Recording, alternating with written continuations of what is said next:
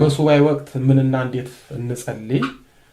የወለላይቱ እመቤት የድንግል ማርያም ልጆች በሱባኤ ወቅት ከምን ጊዜውም በላይ በጣም ተግተን መጸለይ ይገባናል። ህይወታችን እንዲስተካከልልን አንዳች ነገር ለማግኘት እስከሆነ ድረስ ከፍተኛ ድካም ቢጠይቅም ተግተን በርትተን መጸለይ ግድና አማራጭ የሌለው ተመራጭ ነው። ለምሳሌ ለተለት የምንጸልየው ውዳሴ ማርያም በሱባኤ ጊዜ ጥቅሙ ምን ያህል እንደሆነ እንዴ በቤተ ክርስቲያን ወይም በቤታችን የዕለት ውዳሴ ማርያም በቀን አንዴ የምናደርስ ከሆነ በሱባኤ ወቅት ውዳሴ ማርያምን በሰባቱ የጸሎት ጊዜያት ሰባቴ ልንጸልይ ይገባናል። ይህ ማለት በእያንዳንዱ የሰባቱ የጸሎት ጊዜያት ውዳሴ ማርያም እንጸልያለን። በጸሎት የበረቱና ጸሎት ጸጋቸው የሆኑት አባቶቻችን በሱባኤ ጊዜ ውዳሴ ማርያምን ከሰኞ እስከ እሑድ አንቀጸ ብርሃንን ጨምረው ይወድሱዋ መላእክትን አካተው በሰባቱ የጸሎት ጊዜያት ሰባቴ ይጸልያሉ። እኛ ይህንን ማድረግ ቢያቅተን በሰባቱ የጸሎት ጊዜያት የዕለቱን ውዳሴ ማርያም ወይም የቀኑን ውዳሴ ማርያም ከአንቀጸ ብርሃንና ይወድሱዋ መላእክትን ጨምረን ተግተን መጸለይ ይገባናል። ቅዱሳን አባቶቻችን ቀን ከሌሊት ያለማቋረጥ በየሰዓቱ ውዳሴዋን አብዝተው የሚጸልዩት ጸጋውና ልምዱ ስላላቸው ነው። በዚህ በጸሎት ድካም ውስጥ በማለፍ የማያልፈውን ጸጋ እንዳገኙ በገድላቸው ተጽፎ ይገኛል። በሱባኤ ጊዜ በተቻለን አቅም የበረታን ሙሉ ውዳሴዋን ያልቻልን ደግሞ የዕለት ውዳሴዋን በማድረስ ለወለላይቱ እመቤት ጥያቄያችንን ማቅረብ እንችላለን። እስኪ በሱባኤ ጊዜ የሚጸልዩትን ጸሎቶች ዋና ዋናዎቹን እኔ በሱባኤ ጊዜ በርትተን ተግተን ልንጸልያቸው የሚገቡት ጸሎቶች መዝሙረ ዳዊት፣ ውዳሴ ማርያም፣ አርጋኖን፣ ሰኔ ጎልጎታ፣ ጸሎተ ባርቶስ፣ ሰይፈ ሥላሴ፣ ሰይፈ መለኮት፣ ውዳሴ አምላክ፣ ድርሳነ ሚካኤል፣ ድርሳነ ገብርኤል፣ መልኮችና ገድሎች ወዘተ ናቸው። እኔ ይህንን አልኩ እንጂ የበረታን ሌሎችንም አቅማችንን፣ ልምዳችንን፣ ጸጋችንን ባገናዘበ መልኩ ጨምረን ብንጸልይ የበለጠ እንጠቀማለን። መዝሙረ ዳዊት ቢያንስ በቀን አንዴ የዕለቱ ይጸልያል። ይህንንም ሌሊት አሊያም ጠዋት ላይ መጸለይ ይገባናል። ስለ መዝሙረ ዳዊት በቅርቡ ስለ ጸሎቱ ጥቅምና እንዴት መጸለይ እንዳለብን ደግሞ ሰፋ አድርገን እንመጣለን። ውዳሴ ማርያም ወለላይቱን እመቤት ማመስገኛ፣ መለመኛ፣ መማፀኛ፣ መጠየቂያና ማመልከቻ ስለሆነ ቅድም እንዳልኩት በየሰዓቱ እንጸልያለን። በሱባኤ ጊዜ በርትተን ተግተን ጥርሳችንን ነክሰን ልንጸልየው የሚገባ ጸሎት ታላቁ የእመቤታችን ምስጋና የሆነው አርጋኖን ነው። ወለላይቱ እመቤት ሁሉንም ምስጋናዎቿን ብትወድም እጅግ አድርጋ ከምትወዳቸው ምስጋናዎቿ ውስጥ አንዱና ዋነኛው አርጋኖን ነው። አርጋኖንም የእመቤታችንን ፍጹም ድንግልናዋን፣ ንጽህናዋን፣ ቅድስናዋን፣ ወላዲተ አምላክነቷን፣ ክብሯን በአጠቃላይ በብዙ ነገሮች እየተመሰለች የምትመሰገንበት ስለሆነ አርጋኖንን ብንጸልይ ሱባኤያችን ይበልጥ ይሰምራል። በእመቤታችንም ዘንድ ጸሎታችን፣ ሱባኤያችን ተሰሚነትና ተቀባይነት ይኖረዋል። አርጋኖን ከእመቤታችን ምስጋናዎች ውስጥ ረጅምና ትዕግስትን የሚጠይቅ ስለሆነ ቢያንስ በቀን አንዴ የዕለቱን ብንጸልይ እመቤታችን ትደሰትብናለች። አርጋኖን ከሱባኤ ውጭም ብንጸልየው ብዙ ጸጋና በረከት የሚያሰጥ ታላቅ ጸሎት ነው። ስለ አርጋኖን እንዴት እንጸልይ በሚል ርዕስ በአርጋኖን ዙሪያ ለሚነሱ ጥያቄዎች እና ስለ ጸሎቱ ጥቅምና ጸሎቱ በአጋንንት ላይ ያለውን የበላይነት በቅርቡ ያቀረብኩትን ትምህርት በማየት ሙሉ መረጃ ማግኘት ትችላላችሁ። ሌላው ጸሎተ ባርቶስ ነው። ጸሎተ ባርቶስ ወለላይቱ እመቤት በመዓዛ መለኮት በጣፈጠ ጡም አንደበቷ የጸለየችው ከተወዳጅ ልጇ ቃል ኪዳን የተቀበለችበት አጋንንትን የሚያርቅ መተትና ድግምትን የሚፈታ ከደዌ የሚፈውስ የአጋንንትን መርዝ የሚያረክስ ታላቅ ጸሎት ስለሆነ በሱባኤ ጊዜና ከሱባኤ ውጪ በመደበኛው የጸሎት ህይወታችን ብናዘወትረው ብዙ ችግራችንን የሚፈታ ነው። ስለዚህ ጸሎተ ባርቶስን በርትተን ተግተን እንጸልይ። እንደእመቤታችን ፈቃድ በቅርቡ ስለ ጸሎተ ባርቶስ ስለ ጥቅሙ ሌሎችንም አካተን በጸሎተ ባርቶስ ዙሪያ ሰፋ ብለን ደግሞ እንመጣለን፣ እናስተምርበታለን። እንዲሁም በሱባኤ ጊዜ በርትተን ልንጸልየው ከሚገባን ጸሎት አንዱ ሰይፈ ሥላሴ ነው። ከስሙ እንደምንረዳው ሰይፈ ሥላሴ የሥላሴ ሰይፍ ማለት ነው። ሰይፍ ስለቱ በሁለት ወገን ስለሆነ ያገኘውን ያርዳል፣ ያወራርዳል። እንዲሁም ሰይፈ ሥላሴ በጥቡ ልብ ለሚጸልየው አጠርጥሶ ድንበር አፍርሶ በግልጽ የሚመጣውን መንፈሳዊም ሆነ ሥጋዊ ጠላትን በግልጽ ያጠፋል። ሰይፈ ሥላሴን በሱባኤ ጊዜ መጸለይ በግልጽና በስውር የሚፈታተኑን አጋንንት ያርቅልናል። ስለዚህ ቢያንስ በቀን አንዴ ሌሊት አሊያም ጠዋት መጸለይ አለብን። ከሱባኤ ውጭም የበረታን በየቀኑ የዕለቱን ብንጸልይ ቅድስት ሥላሴ በጸጋና በረድኤት አይለዩንም። በሰይፈ ሥላሴያቸው አጥረው ከልለው ይጠብቁናል።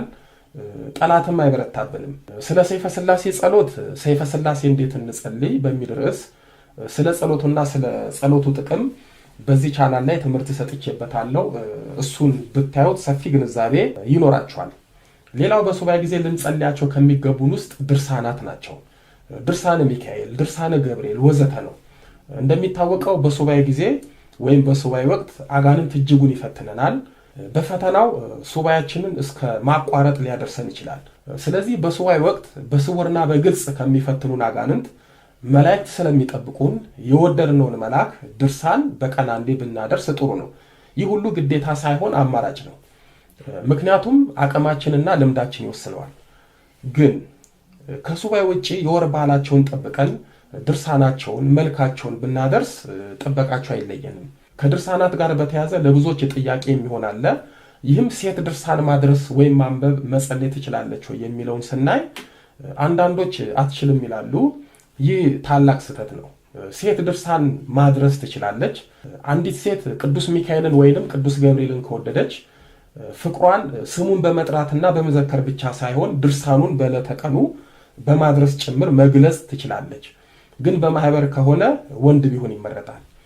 ቅድስት አፎሚያ በቅዱስ ሚካኤል ፍቅሯ በመጽናቱ ከጠላት ከሰይጣን እንዴት እንዳመለጠችና ምን እንደተደረገላት ድርሳኑ ይነግረናል። በቅዱስ ሚካኤል ዓመታዊ ክብረ በዓል አንዱ የሚነገረው የሚተረከው የአፎሚያ ታሪክ ነው።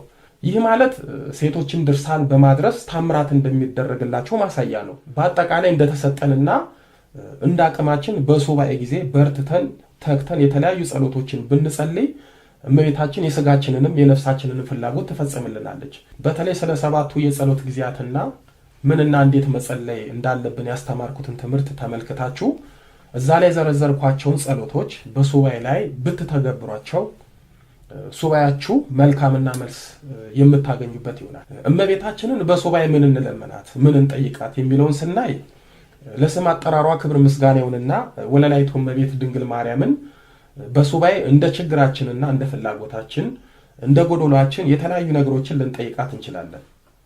ግን የምንጠይቃት ነገር ለኛ ምን ያህል አስፈላጊና ለሷ ደግሞ ጥያቄያችን ምን ያህል ተገቢነት ያለው መሆኑን በመጀመሪያ ማስተዋልና ማጤን ይኖርብናል። ጥያቄያችን ጫማ ያለቀ እንዳይሆን፣ ምክንያቱም እግር የሌለዋልና። አንድ ሰው በሱባኤና በጸሎት እመቤታችንን አሜሪካ ውሰጂኝ ቢላት ጥያቄው የሱን ሕይወት የሚጎዳና የሚያበላሽ ከሆነ እመቤታችን በዝምታ ልታልፈው ትችላለች። በእርግጥ መውሰድ አያቅታትም። ስንቶቹ እሷን ተማጽነው እንደሄዱና የሥጋ ሕይወታቸው እንደተስተካከለ እናውቃለን። ልመናችንን ልናውቅ ይገባል። ጥያቄያችን የዘብዴዎስ ልጆች ጥያቄ እንዳይሆን በማርቆስ ወንጌል በምዕራፍ 10 ቁጥር 35 እስከ 41 ላይ እንደተጻፈው በአንድ ወቅት የዘብዴዎስ ልጆች ያዕቆብና ዮሐንስ ጌታችንን አንድ ጥያቄ ጠይቀውት ነበረ። ወደ ጌታ ቀርበው መምህር ሆይ የምንለምንህን ሁሉ እንድታደርግልን እንወዳለን አሉት። ጌታም ምን ላደርግላችሁ አላቸው። በጌትነትህ አንዳችን በቀኝህ አንዳችን በግራ እንድንቀመጥ ፍቀድልን አሉት። ጌታም እንዲህ አላቸው፣ የምትለምኑትን አታውቁም። እኔ የምጠጣውን ጽዋ ልትጠጡ ትችላላችሁ፣ እኔ የምጠመቀውን ጥምቀት ትጠመቃላችሁ አላቸው። እነርሱም አዎ እንችላለን አሉት። ጌታም እንዲህ አላቸው፣ እኔ የምጠጣውን ጽዋ ትጠጣላችሁ፣ እኔ የምጠመቀውንም ጥምቀት ትጠመቃላችሁ። በቀኝና በግራ መቀመጥ ግን ለተዘጋጀላቸው ነው እንጂ የምሰጥን አይደለሁም አላቸው። ይህን ነገር የቀሩት ሐዋርያት ሰምተው በሁለቱ ወንድማማቾች በያዕቆብና በዮሐንስ ላይ እንደተቆጡ ይነግረናል። የመብርሃን ልጆች ያዕቆብና ዮሐንስ ልመናቸውን ባለማወቃቸው ከጌታችን ዘንድ ግሳጼን ከወንድሞቻቸው ከሐዋርያት ዘንድ ቁጣን ያተረፉት። እኛም ካለማወቅ የተነሳ ልመናችን ቁጣ እንዳይሆንብን ልንጠነቀቅና የምንለምነውም ልናውቅ ይገባናል። አብዛኞቻችን እመቤታችን ምን እንደምንለምናት አናውቅም። በዙሪያችን ያሉትን መለመን ስንችል በሰው ዘንድ ያሉትን ምናልባትም ጸጋና ተሰጧችን ያልሆነውን ያልተሰጠንን የማይሰጠንን ብንለምን እመቤታችን እንደ ያዕቆብና ዮሐንስ የምትለምኑትን አታውቁም ነው የምትለን።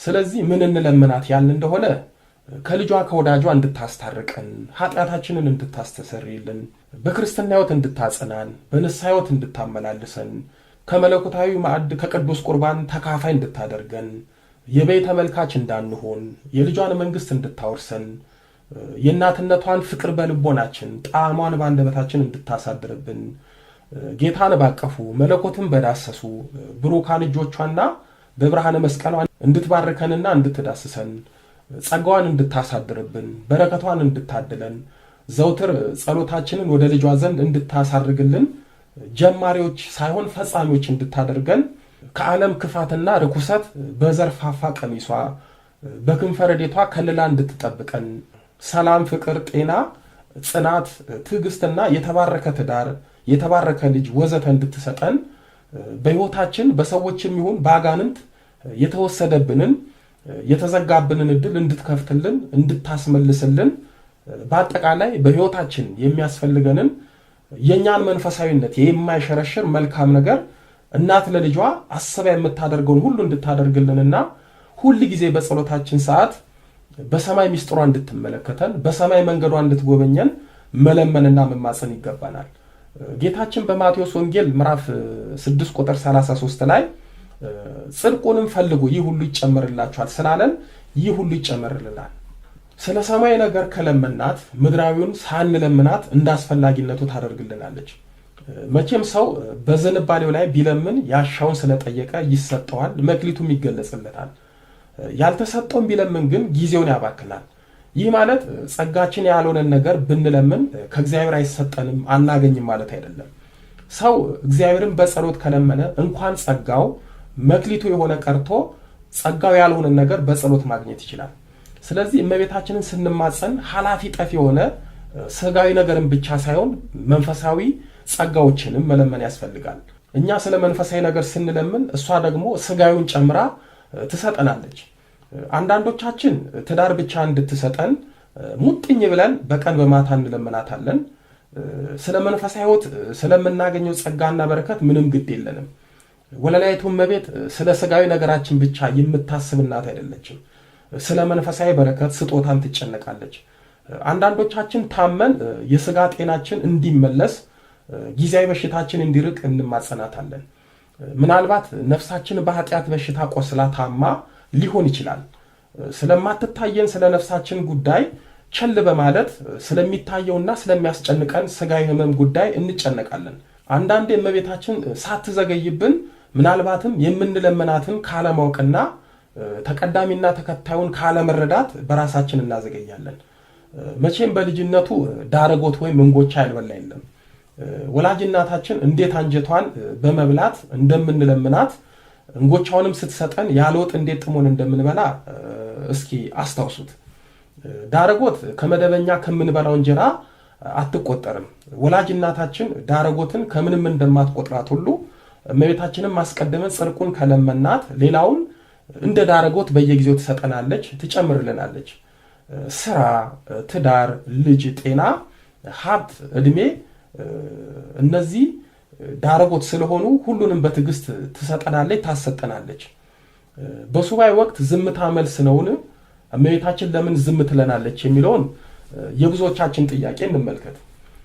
ዝምታ ለኛ ለሰው ልጆች የጠባያችን መገለጫ፣ የእርጋታችን የከባድ ሐሳብና የጭንቀት ምልክት ሊሆን ይችላል። ወይም ሐሳባችንን የማንገልጽበት የተፈጥሮ ጠባይ ሊሆንም ይችላል። እናታችን ድንግል ማርያም ግን ለኛ ለአስራት ልጆቿ ለጸሎታችን መልስ የምትሰጥበት ጊዜ አላት።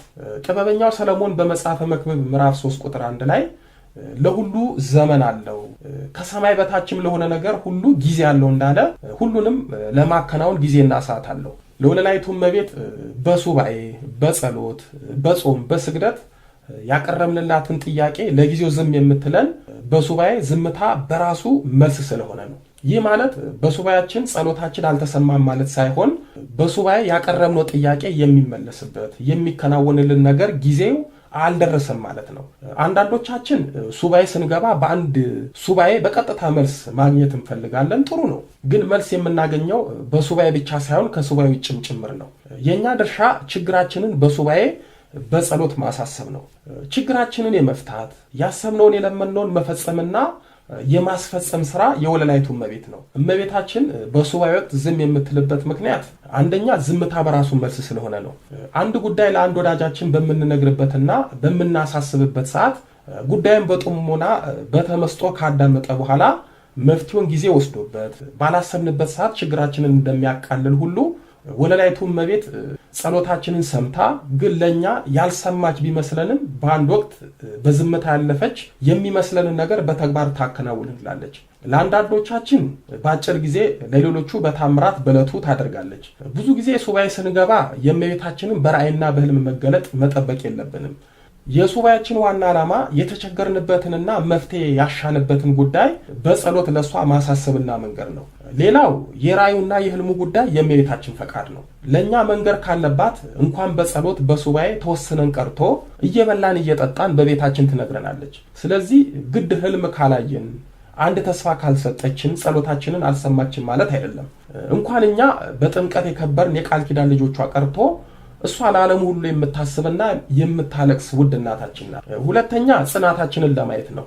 የወለላይቱ እመቤት የድንግል ማርያም የህይወት ታሪክ በሙሉ በችግርና በፈተና በታላቅ ጽናት የታጠረ ነው።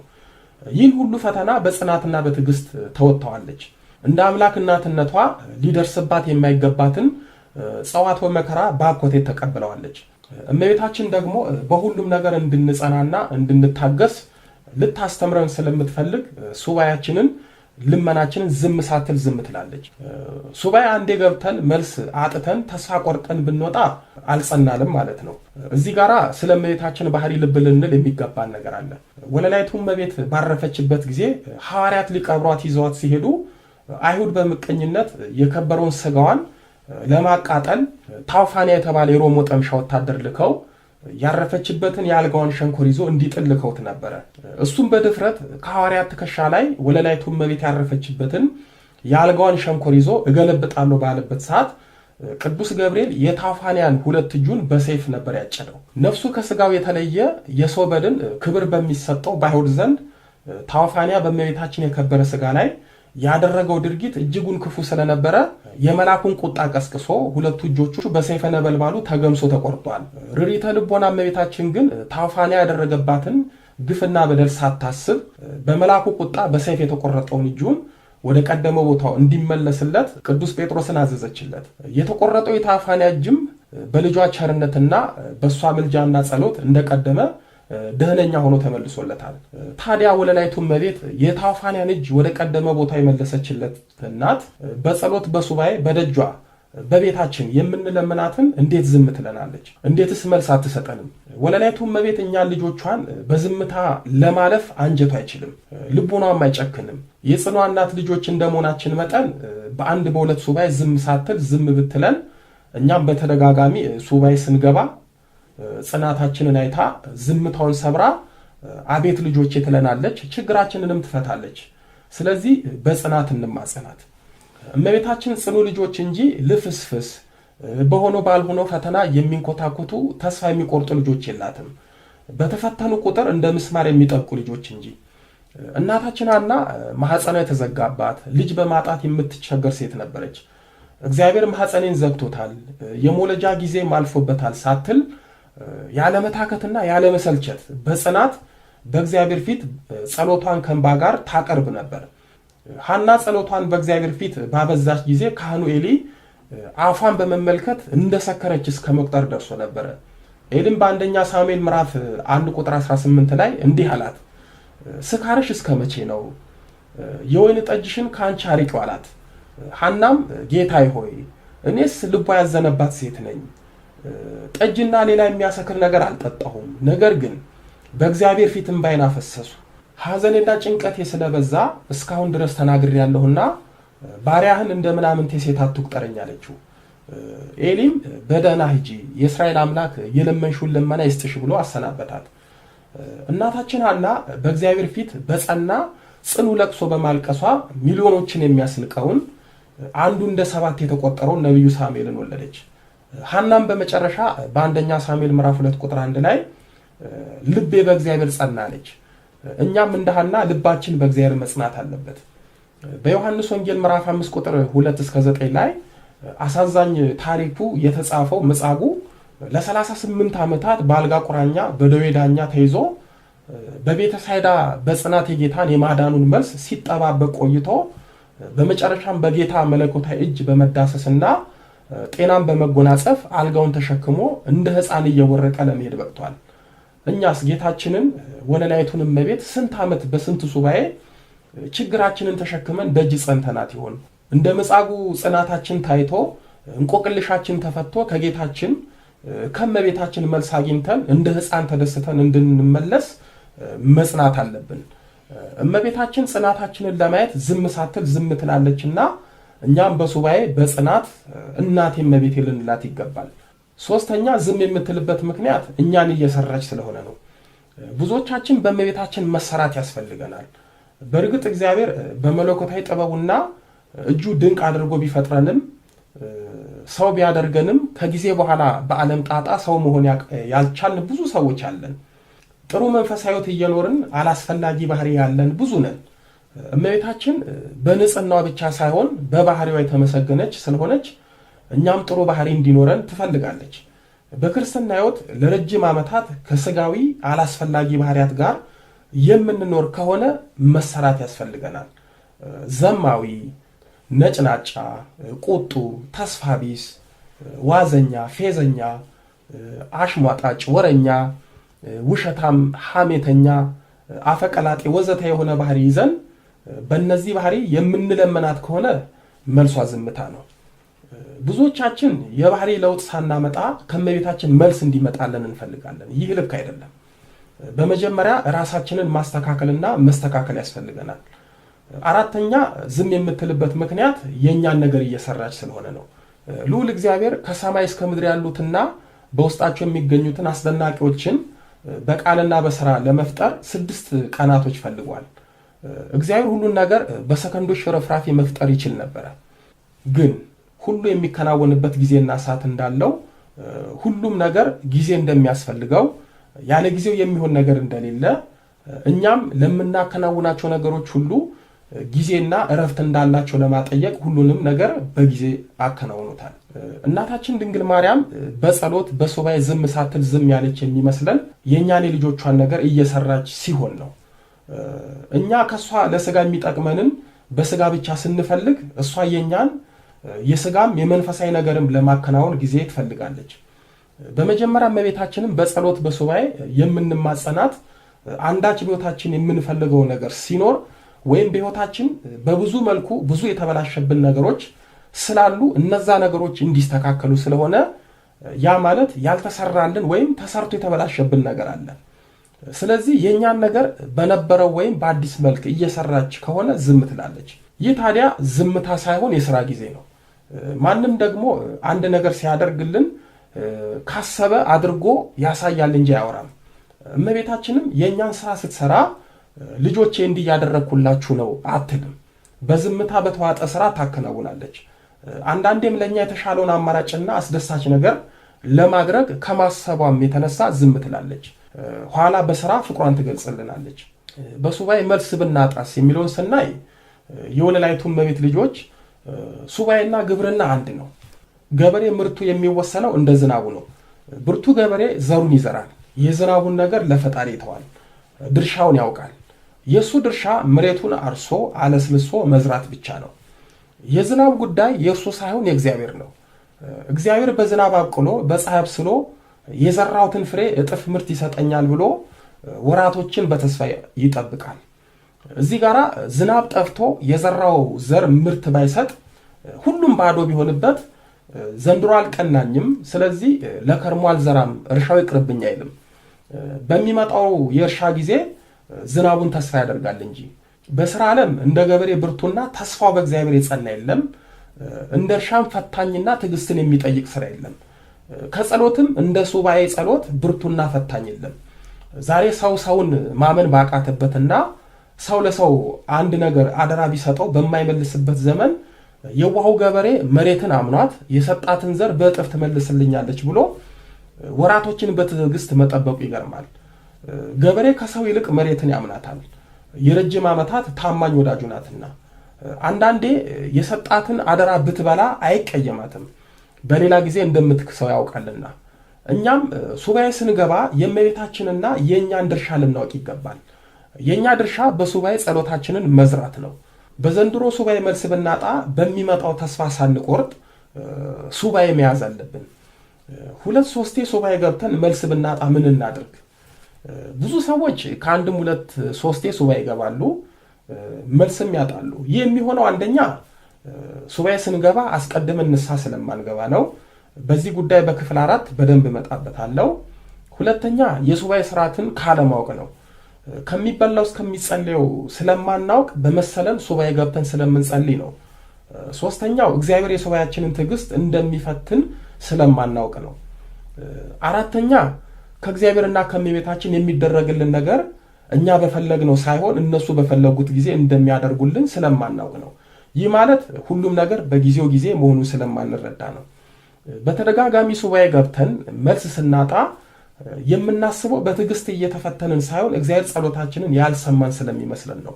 በአንድ ወቅት የገድል አርበኛ ጻድቁ አባታችን አቡነ ኪሮስ በደብረ ባሳት ገዳም የሚኖሩ መነኮሳት እሳቸውን በቅናት በድንጋይ ወግረው ለመግደል ሲሉ ጌታችን በመብረቅ ሰረገላ ከመሃላቸው ነጥቆ ሰወራቸው።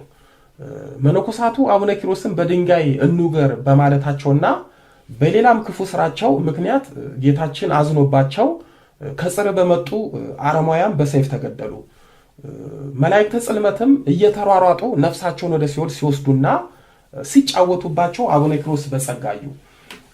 አቡነ ኪሮስ ጌታ ስለተበቀለላቸው የሞቱትንና በመላከ ጽልመት የሚሰቃዩትን ከ700 በላይ የሆኑትን የመነኮሳትን ነፍስ አይተው በእውነት ተገባቸው አሉ።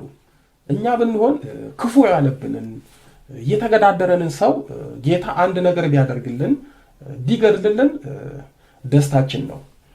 ይገባዋል እኔን እንዲህ በማድረጉ ነው እንዲሆኑ ብለን ከማዘን ይልቅ በጠላታችን ውድቀትና ሞት እንደሰታለን። የቅዱሳንና የኛ ልዩነቴ ነው። እኛ በእኛ ምክንያት ፈጣሪ በቀጣው ሰው ስንደሰት፣ ቅዱሳን ደግሞ በእነሱ ምክንያት በእግዚአብሔር በተቀጣ ሰው ያዝናሉ፣ ምሕረት ይለምናሉ።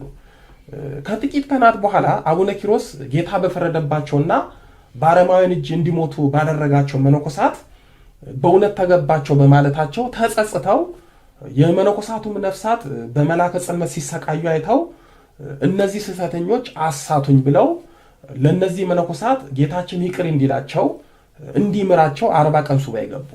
አቡነ ኪሮስ 10 ቀን በሱባኤ እንደቆዩ አልምራቸውምና ስለነሱ አትድከም የሚል መልስ ከእግዚአብሔር ዘንድ አገኙ። እኛስ አትድከሙ፣ አልምራችሁም፣ ጸሎታችሁን አልሰማችሁም ብንባል ምን እናደርግ ይሆን? አቡነ ኪሮስ ከእግዚአብሔር የሰሙትን አልተቀበሉም። ይልቁንም ራሳቸውን በጾም በጸሎት ይበልጥ አደከሙ። በድጋሚ 40 ቀን ሱባኤ ገቡ፣ መልስም አላገኙ። እንደገና 40 ቀን ሱባኤ ገቡ።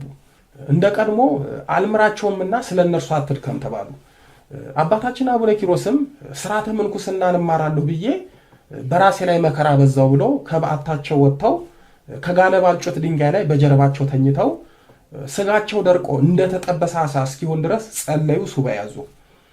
ቃልም ከሰማይ ደርሳቸው መጥቶ አልምራቸውምና ስለነርሱ አትድከም ተባሉ። አቡነ ኪሮስም ለመላእክተ ጽልመት መዘባበቻ ሆንኩ፣ ፈጣሪ እንዴት ቸላለኝ፣ ጸሎቴን እንዴት አልሰማማለኝ በማለት ከጋለ ባልጩት ድንጋይ ላይ በድጋሚ በሆዳቸው ተኙ። እንደዚህ በታላቅ መከራ ውስጥ በማለፋቸው በመጨረሻም ጌታችን ጽናታቸውን አይቶ ጸሎታቸውን ሰምቶ የሞቱትን መነኮሳት ምሮላቸው ለራሳቸውም ቃል ኪዳን ሰጥቷቸዋል። የወለላይቱ እመቤት ልጆች እስኪ ያስቡት። አቡነ ኪሮስ 120 ቀን ወይም 4 ወራት ሱባኤ ገብቶ መከራ ተቀብለው ፈጣሪ ከሰማቸው እኛስ 7 ቀን ከበዛ 14 ቀን ሱባኤ ለምንይዘው እንዴት ተስፋ እንቆርጣለን? ደግሞስ እንደ አቡነ ኪሮስ አልሰማችሁም ቢለን ምን እናደርግ ይሆን? በሱባኤ በጸሎት መልስ ለማግኘት እስከዚህም ድረስ ዋጋ ስለሚያስከፍል ትልቅ ጽናት ስለሚጠይቅ 2-3 ለጥቂት ቀናት ሱባኤ ገብተን ከጌታና ከእናቱ ከወለላይቱ እመቤት መልስ አላገኘንም ብለን ተስፋ መቁረጥ የለብንም። ጉድለታችንን እየሞላን በተደጋጋሚ እንደ አቡነ ኪሮስ በሱባኤ መጠየቅ ይገባናል። የትዕግስተኛው የአቡነ ኪሮስ አምላክ ያበርታን። በክፍል 4 ደግሞ ሱባኤ ከመግባት በፊት ንስሐ ለመግባት ጥያቄያችንን ማዘግየት እንደሆነ በእውነት በዚህ ዘመን እመቤታችን በህልምና በራእይ ትታያለች ወይ? ሰውና ህልም ምን ይመስላል? ህልም እንዴት ይታያል? የሚሉትንና ሌሎችንም ጨምረን የሱባኤ ትምህርታችንን እንቋጫለን። ያስተማረን የመከረን የአባቶቻችን አምላክ ልዑለ ባሕርይ ቅዱስ መድኃኔ ዓለም ኢየሱስ ክርስቶስ ክብር ምስጋና ይድረሰው።